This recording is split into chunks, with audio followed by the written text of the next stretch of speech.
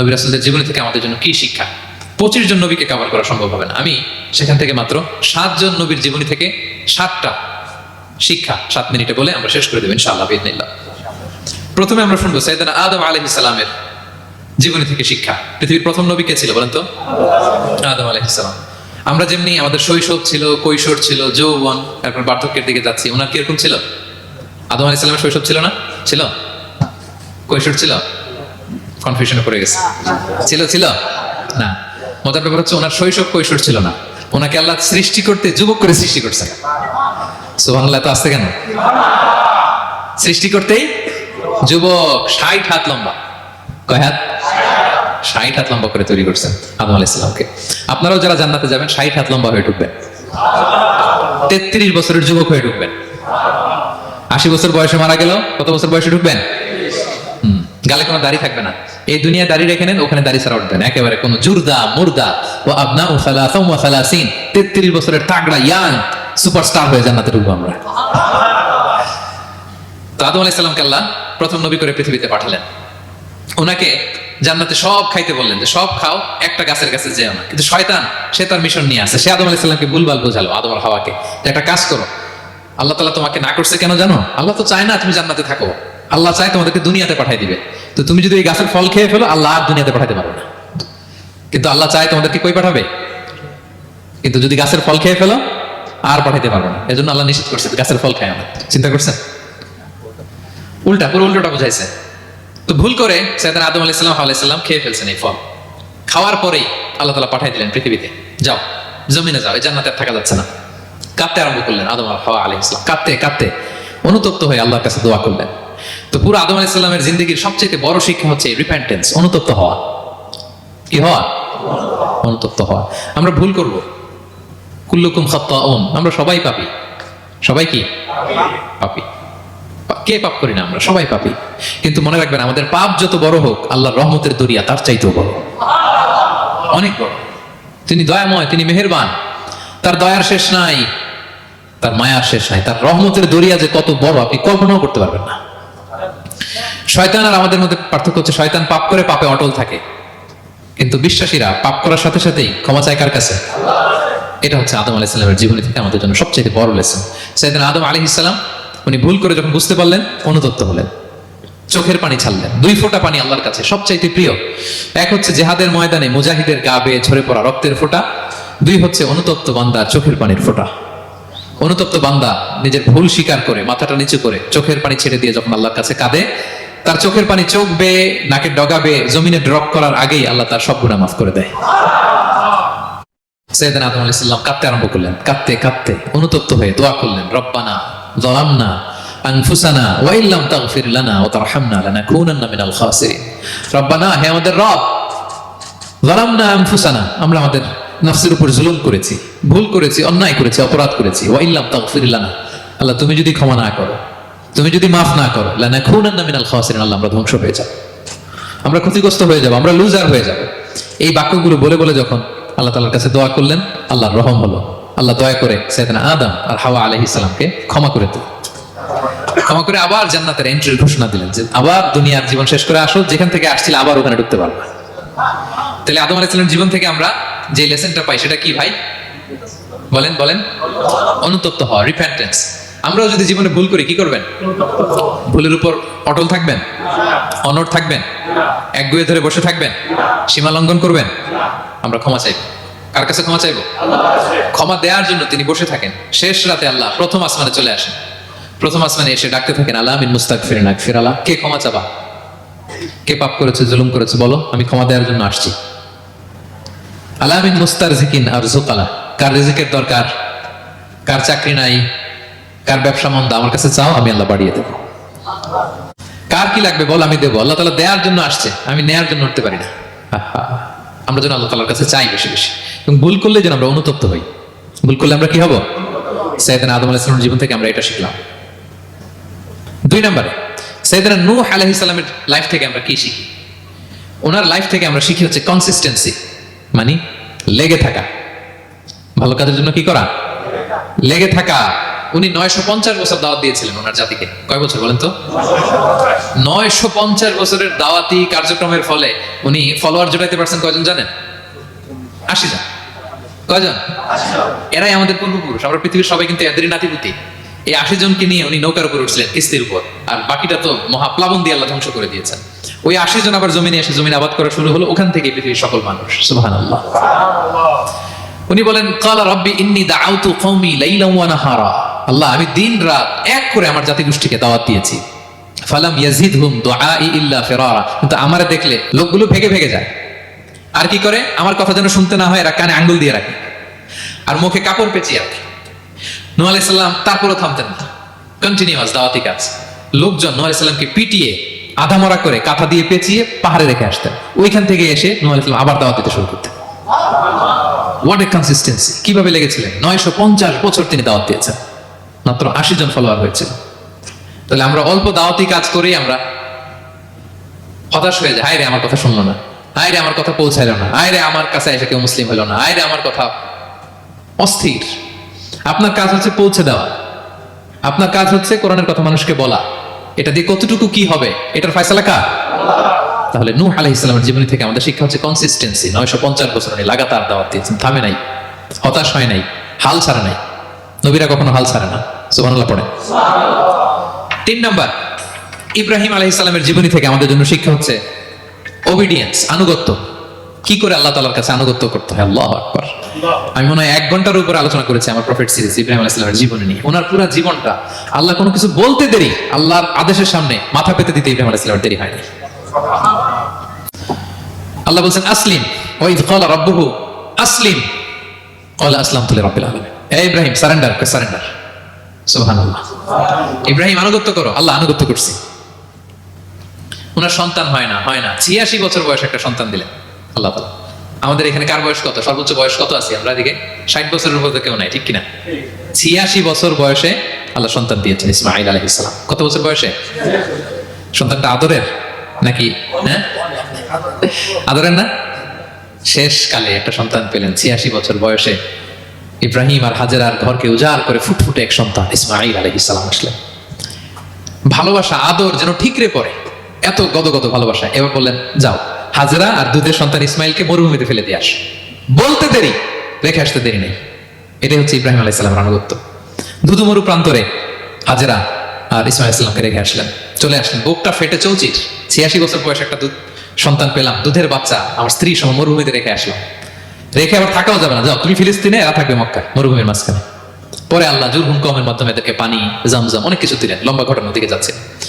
এরপর হৃদয় যখন ফেটে চৌচির হয়ে যায়, তখন আল্লাহ তাআলা বলেন ঠিক আছে যাও, যা একটু ছেলেরা দেখে আস। এবার যে দেখে ছেলেরা আরো মায়া লাগে, কারণ একটু বড় হয়েছে তো, এবার দৌড়াইতে পারে, হাঁটতে পারে। সুবহানাল্লাহ বলেন। এবার যখন দৌড়াইতে পারে, হাঁটতে পারে, আব্বু আব্বু বলে ডাকতে পারে, মায়াটা যখন একটু গাঢ় হয়েছে, আল্লাহ বলে এবার ছেলেরা জবাই কর। দেখছেন কি পরীক্ষা? 86 বছর বয়সে সন্তান পেল, রেখে আসলো মরুভূমিতে। একটু বড় হইলো, দেখা করতে গেল, এবার বলে জবাই করো। জবাই করো বলতে দেরি, ছুরি চালাতে দেরি হয়নি। কুরবানির ইতিহাস, লম্বা ইতিহাস, দিকে যাব। এরপরে আল্লাহ কবুল করলেন। এরপরে বললেন বাপ বেটা মিলে মরুভূমির মধ্যে ঘেমে ঘেমে একটা ঘর বানাও। এরপরে ঘোষণা দাও মানুষকে যেটা আমার ঘর। বাপ বেটা মিলে কষ্ট করে একটা ঘর বানালেন। এবার বললেন আজান দাও, ঘোষণা দাও, সবাই যেন এখানে আসে। আল্লাহ কারে ঘোষণা দিবে? কেউ তো নাই। বলতেছে তুমি ঘোষণা দাও, এই ঘোষণার শব্দ পৃথিবীর সব মানুষের কর্ণকুহরে আমি আল্লাহ নিজ দায়িত্বে পৌঁছে দেবো।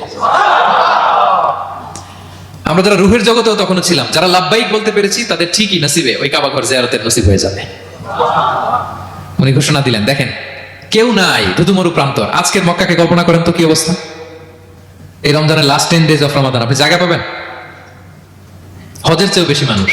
কিভাবে আল্লাহ কবুল করেছেন, কিভাবে আনুগত্য, সাবমিসিভনেস, নিজেকে আল্লাহর কাছে পুরো সুপর্দ করা, এর নমুনা সাইয়েদনা ইব্রাহিম আলাইহিস সালাম পেশ করেছেন। তাহলে সংক্ষিপ্ত কথা হচ্ছে, আল্লাহ নবী ইব্রাহিম আলাইহিস সালামের জীবনী থেকে আমাদের জন্য শিক্ষা হচ্ছে অবিডিয়েন্স, আনুগত্য। কিভাবে আল্লাহর আদেশের সামনে মাথা পেতে দিতে হয়। পারা যাবে তো? হ্যাঁ, ওই ইব্রাহিম আলাইহিস সালামের রক্ত আমাদের দেহে বহমান। আমরাও নবী ইব্রাহিমের উত্তরসূরি। নবী ইব্রাহিমের আলাইহিস সালামের মতো আমরাও ইসলামের জন্য জীবন বিলিয়ে দেওয়ার দরকার আছে না নাই? বলেন বলেন। শক্ত পদে আমাদেরকে এরকম স্যাক্রিফাইসের মেন্টালিটি অর্জন করতে হবে। অবিডিয়েন্স, আনুগত্যের শিক্ষা আমরা নবী ইব্রাহিম আলাইহিস সালামের কাছ থেকে পাই।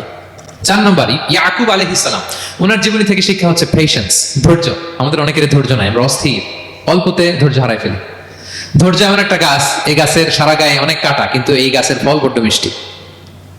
ধৈর্য এমন একটা গাছ, গাছের সারা গায়ে কি, কিন্তু ফলটা। ইয়াকুব আলাইহিস সালামের কলিজার টুকরা ইউসুফ আলাইহিস সালামকে ভাইয়েরা মেরে আহত করে কুয়ায় ফেলে দিছে, কুয়া থেকে নিয়ে মিশরে বিক্রি করে দিছে। এখন এতিম হয়ে আরেক জায়গায় থাকে, বাবার কলিজা ফেটে যায়, ছিঁড়ে যায়, কিন্তু কাউরে বিচার দেয় না, কাউরে কিছু বলে না। উনি বলে ইন্নামা আশকু বাসি ওয়া হুজনি ইলাল্লাহ, আমার দুঃখ কষ্ট মনের জ্বালা আর যন্ত্রণা আমি একজনের বলি, তিনি কে? ধৈর্য ধারণ করলেন। প্রাপ্তবয়স্ক অবস্থায় ওনার ছেলে বানিয়ামিন, তাকেও হারালেন। আবার বলে আমি কাউরে বিচার দিই না, একজনের বলি, তিনি কে? এই দুই ছেলের শোকে কাঁদতে কাঁদতে অন্ধ হয়ে গেলেন। আল্লাহু আকবার। সাইয়েদনা ইয়াকুব আলাইহিস সালাম একবার ধৈর্য হারা হন নাই।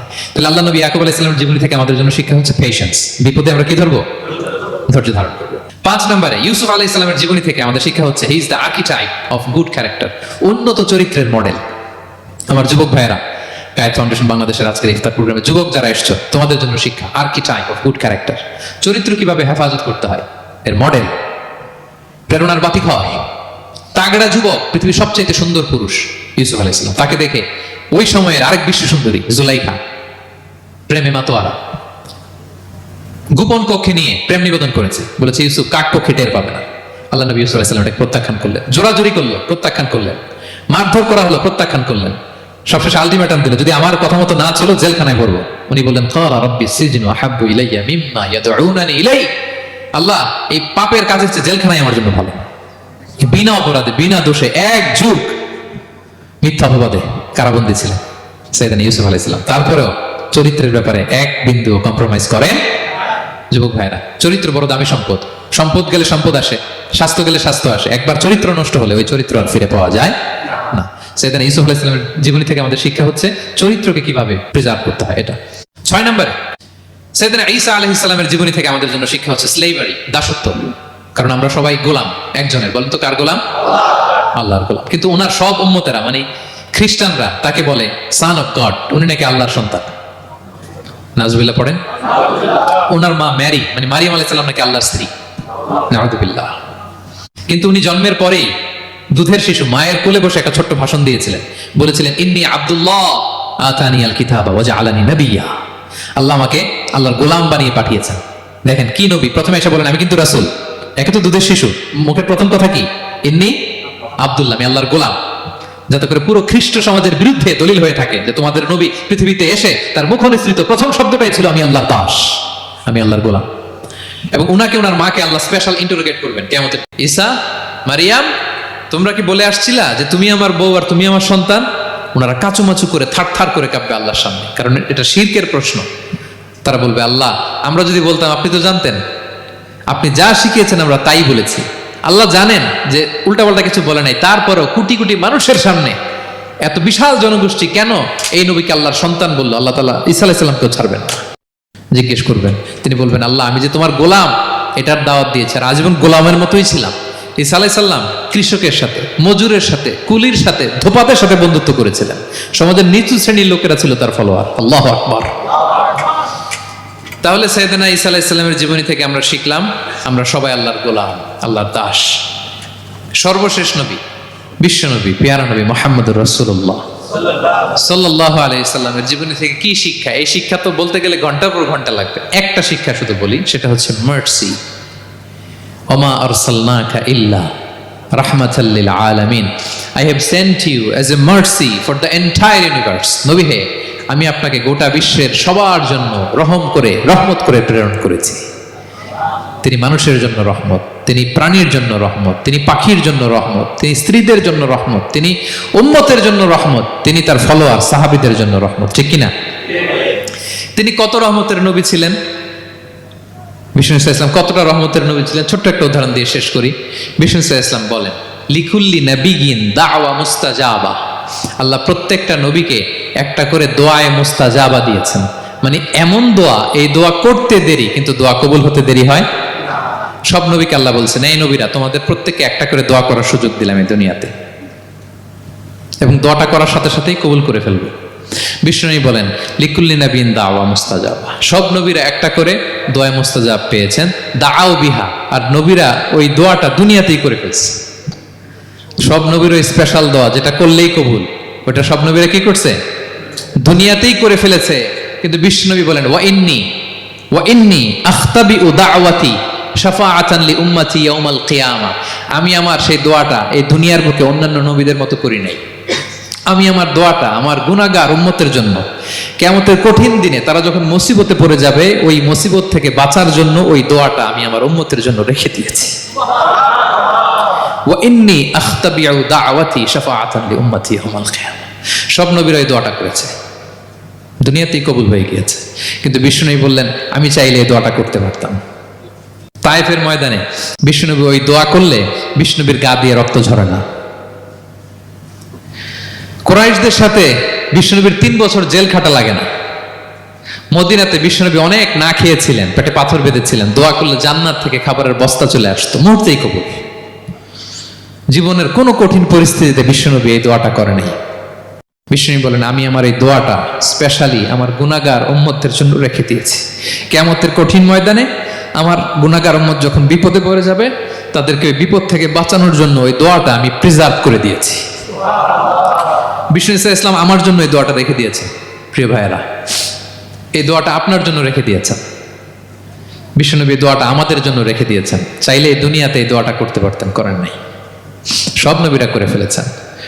এজন্য বিষ্ণুনবীকে বলা হয়েছে ওমা আরসালনাকা ইল্লা রাহমাতাল লিল আলামিন। নবী হে, I have sent you as a mercy for the entire universe. গোটা বিশ্বের জন্য আপনাকে আমি রহমত করে প্রেরণ করেছি। আপনি রহমতের নবী, আপনি দয়ার নবী, মায়ার নবী। বিষ্ণুনবীর জীবনী থেকে শিক্ষা হচ্ছে আমরাও যেন আমাদের অধীনস্থ যারা আছে তাদের প্রতি যেন রহমদিল হই। আমরাও আমাদের প্রতিবেশীদের প্রতি যেন রহমদিল হই। আমরাও আমাদের ফ্যামিলির সদস্যদের প্রতি যেন রহমদিল হই। এই মার্সি, এই দয়া মায়ার ছোঁয়া যেন বিষ্ণুনবীর উম্মত হিসেবে আমাদের হৃদয়েও থাকে। সবাই পড়ি আমিন।